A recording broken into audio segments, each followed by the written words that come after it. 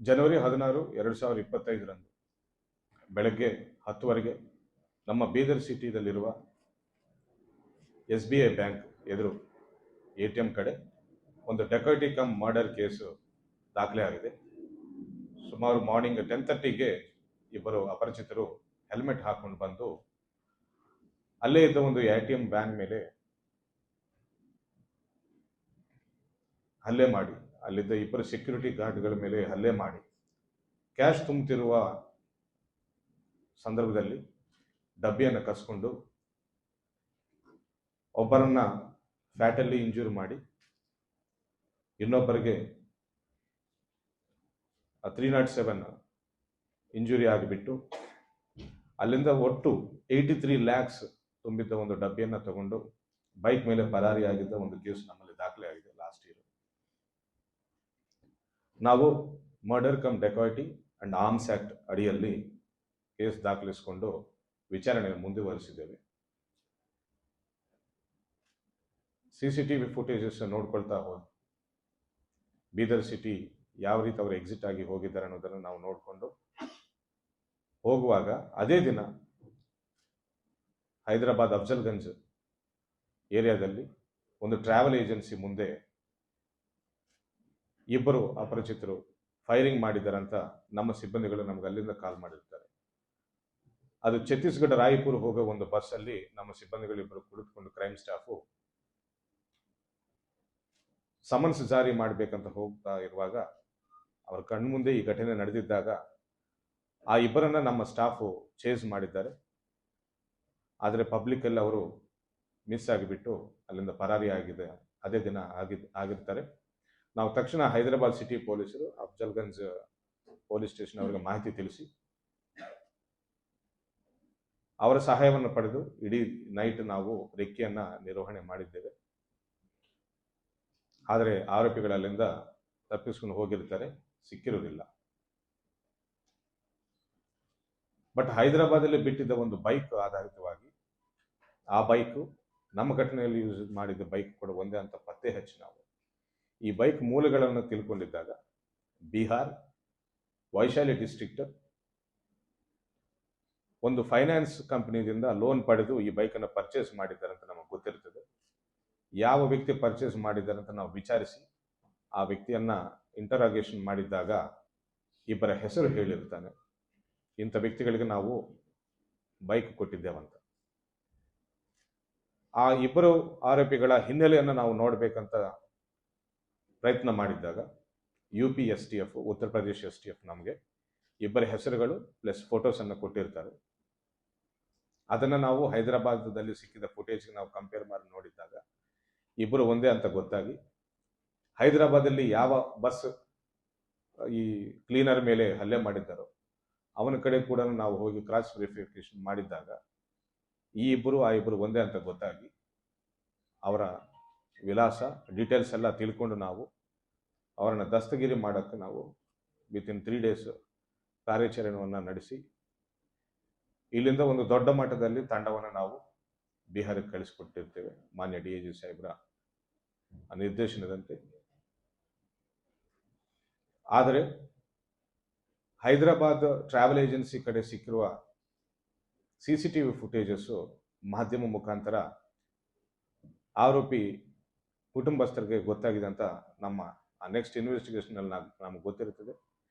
ಆ ಫುಟೇಜನ್ನು ನೋಡಿಕೊಂಡು ಅವರು ನಮ್ಮ ಐಡೆಂಟಿಟಿ ಗೊತ್ತಾಗಿದೆ ಅಂತ ಹೇಳಿ ನಮ್ಮ ಫ್ಯಾಮಿಲಿಯನ್ನು ಪೊಲೀಸರು ಇಂಟ್ರಾಗೇಷನ್ಗೆ ಒಳಪಡಿಸಬಹುದೇನೋ ಅಂತ ಹೇಳಿ ನಮ್ಮ ತಂಡ ಇಲ್ಲಿಂದ ಬಿಹಾರ ಹೋಗೋಕ್ಕಿಂತ ಮುಂಚೆನೇ ಅವರು ಅವರವರ ಫ್ಯಾಮಿಲೀಸ್ ಹೆಂಡತಿಗಳನ್ನು ಪ್ಲಸ್ ಮಕ್ಕಳನ್ನು ಅಲ್ಲಿಂದ ತಕ್ಷಣ ಶಿಫ್ಟ್ ಮಾಡಿರ್ತಾರೆ.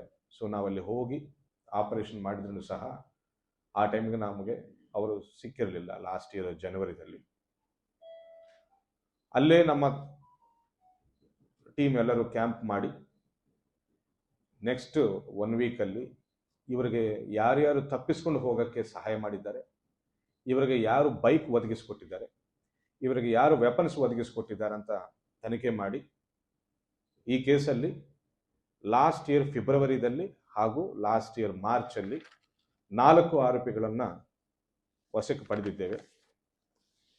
ಅದರಲ್ಲಿ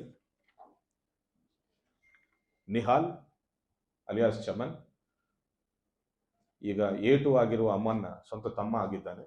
ಅದೇ ರೀತಿ ಅವರ ತಾಯಿ ಬೇಬಿ, ಇವರು ಆರೋಪಿಗಳು ತಪ್ಪಿಸಿಕೊಂಡು, ಕೃತ್ಯ ನಡೆದ ನಂತರ ತಪ್ಪಿಸಿಕೊಂಡು ಹೋದ ಮೇಲೆ ಇವರಿಗೆ ಒಂದು ಹೈಡಿಂಗ್ ಪ್ಲೇಸ್ ಕೊಟ್ಟಿರ್ತಾರೆ ಅವರು. And she was receiver of stolen property. ಇಲ್ಲಿಂದ ಕದ್ದುಕೊಂಡು ಹೋಗಿದ್ದ ದುಡ್ಡನ್ನು ರಿಸೀವ್ ಮಾಡ್ಕೊಂಡಿರ್ತಾರೆ. ಅದೇ ರೀತಿ ಇನ್ನೊಬ್ಬ ಆರೋಪಿ ಅಣ್ಣ, ಪ್ಲಸ್ ಇನ್ನೊಬ್ಬನು ಅದೇ ಊರಿಗೆ ಫತೇಪುರ್ ಫುಲ್ವಾರಿಯಾ ಅನ್ನುವ ಒಂದು ಊರಿಗೆ ಸೇರಿದ್ದ ಇನ್ನೊಬ್ಬ ಆರೋಪಿ ರಾಜೀವ್ ಶರ್ಮಾ. 4 ಜನ ದಸ್ತಗಿರಿ ಮಾಡಿದ್ದೇವೆ. ಮಾಡಿ ನಾವು ನ್ಯಾಯಾಂಗ ಬಂಧನಕ್ಕೆ ಒಪ್ಪಿಸಿದ್ದೇವೆ. ಅವರು ಕೇವಲ ಜಸ್ಟ್ ಈ ವರ್ಷ 2 ತಿಂಗಳ ಹಿಂದೆ ಮಾತ್ರ ಬೇಲ್ ಪಡೆದಿದ್ದಾರೆ. ಅದನ್ನು ಈಗ ನಾವು ಮಾಧ್ಯಮಗಳಿಗೆ ವ್ಯಕ್ತಪಡಿಸ್ತಾ ಇದ್ದೇವೆ, ನಾವು ರಿವೀಲ್ ಮಾಡ್ತಾ ಇದ್ದೇವೆ. ಕೇಸ್ಗೆ ಅಡೆತಡೆ ಆಗಬಾರ್ದು, ಡಿಟೆಕ್ಷನ್ಗೆ ಅಡೆತಡೆ ಆಗಬಾರ್ದು ಅನ್ನೋ ನಿಟ್ಟಿನಲ್ಲಿ ನಾವು ಆವಾಗ ಯಾವ ಮಾಧ್ಯಮದವರ ಜೊತೆನೂ ಈ ಮಾಹಿತಿಯನ್ನು ಹಂಚಿಕೊಂಡಿಲ್ಲ. ಅದಾದ ನಂತರ ನಾವು ಇನ್ವೆಸ್ಟಿಗೇಷನ್ ಮುಂದುವರಿಸಿ ಸತತವಾಗಿ ಈ 19 ತಿಂಗಳು ಸತತವಾಗಿ ಒಂದಲ್ಲ ಒಂದು ಟೀಮನ್ನು ನಾವು ವೈಶಾಲಿ ಡಿಸ್ಟ್ರಿಕ್ಟ್ ದಲ್ಲೇ ಕ್ಯಾಂಪಿಂಗ್ ಮಾಡಿಸಿ, ಪಾಟ್ನಾದಲ್ಲಿ ಕ್ಯಾಂಪಿಂಗ್ ಮಾಡಿಸಿ, ಬಿಹಾರ್ ಪೊಲೀಸರ ಜೊತೆ ನಾವು ಕೋಆರ್ಡಿನೇಟ್ ಮಾಡಿಕೊಂಡು ಆರೋಪಿಗಳನ್ನು ಪತ್ತೆ ಮಾಡುವ ಕುರಿತು ಬಹಳಷ್ಟು ಶ್ರಮಿಸಿದ್ದೇವೆ. ನಮ್ಮ ಇನ್ವೆಸ್ಟಿಗೇಷನು ಆರೋಪಿಗಳನ್ನು ಪತ್ತೆ ಮಾಡೋಕ್ಕೆ ಸಣ್ಣ ಸಣ್ಣ ಸುಳುವು ಎಲ್ಲ ಕೂಡ ನಾವು ಸಂಗ್ರಹಿಸಿ ಒಟ್ಟಿನಲ್ಲಿ 17 ರಾಜ್ಯಗಳು 17 ಸ್ಟೇಟ್ಸ್ ಆ್ಯಂಡ್ 56 ಸಿಟೀಸ್ ನಾವು ವಿಸಿಟ್ ಮಾಡಿದ್ದೇವೆ ನಮ್ಮ ತಂಡಗಳು. ಅದರಲ್ಲಿ Delhi, Punjab Jalandhar, Rajasthan Jaipur, Maharashtra Mumbai and Pune, Uttar Pradesh Mirzapur and Noida, Madhya Pradesh Ujjain, Jharkhand Ranchi and ದೇವಗಢ್, Arunachal Pradesh Bomdila, Dirang and Tawang, Chhattisgarh Raipur, West Bengal Kolkata, Howrah and Durgapur, Odisha Bhubaneswar, Telangana Hyderabad, Afzalgunj, Warangal and Andhra Pradesh Tirupati, Karnataka Bengaluru, Raichur, Gulbarga, Bijapur and Ballari, Bihar Patna, Vaishali, Samastipur, Muzaffarpur, Hajipur, Mahua, Tajpur, Begusarai, ದರ್ಭಂಗಾ, ಜಂದಾಹ, ಭಗವಾನ್ಪುರ್, ಸೀತಾಮढ़ी, ಚಪರಾ, Bodhgaya, Aurangabad, ದಾಮೋದರ್ಪುರ್, ಆರಾ, ಸರೈ, ಫತೇಪುರ್ ಫುಲ್ವಾರಿಯಾ, ಈ ರೀತಿ ಎಲ್ಲ ಲೊಕೇಶನ್ಗಳಿಗೆ ವಿಸಿಟ್ ಮಾಡಿ ಇನ್ವೆಸ್ಟಿಗೇಷನ್ ಮಾಡಿ